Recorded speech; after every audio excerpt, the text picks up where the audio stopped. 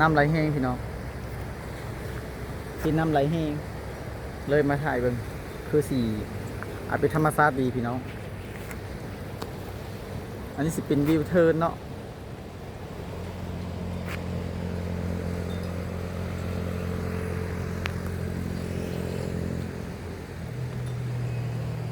เป็นวิวเทิร์นพี่น้องเป็นผู้ที่ขี้เมฆเป็นธรรมชาติดีพี่น้อง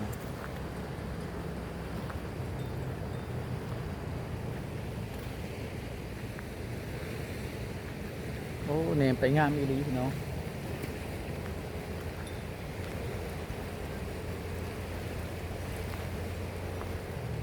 เป็นขี้เมฆ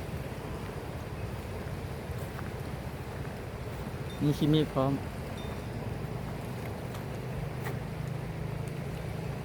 งามงามพี่น้องเป็นธรรมชาติดีธรรมชาติดีพี่น้อง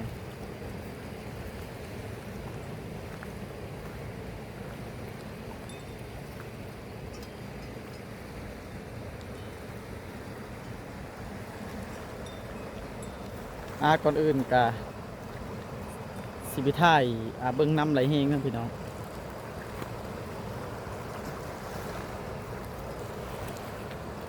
ตอนนี้ก็ยังบ่ทันได้ไปใส่พี่น้องเลยบ่ทันได้ไปเลาะทันได้ไปออกก็สิประมาณมื้อสองมื้อก็สิไปเขตเมืองไซบัวทองขึ้นไปหาบัวละพาน้องยังบ่โดนสิขึ้นไปไซบัวทองกับบัวละพาจะขึ้นไปถ่ายทำให้พ่อแม่พี่น้องได้เบิ่งเนาะยังบ่มีเวลาพี่น้องยังบ่มีเวลาไป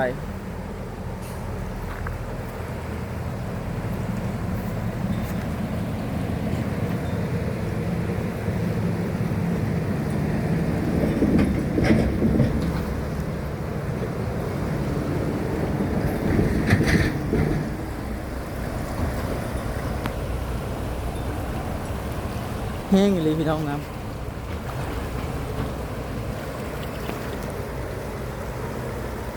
แห้งอีหลีน้ำแห้งแห้ง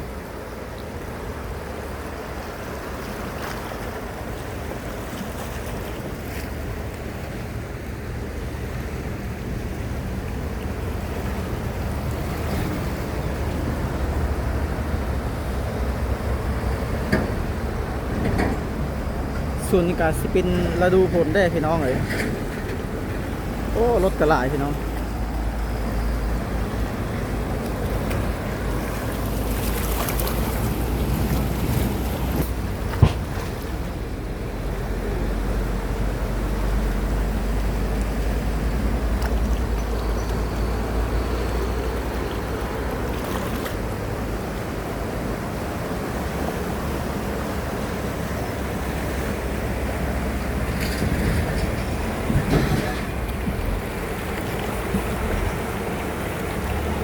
เป็นตะยานพี่น้องเลยแห้งแห้งสายน้ำนี่เป็นสายน้ำมาแต่น้ำเทินสองพี่น้องมันจะเป่งลงมาสายนี้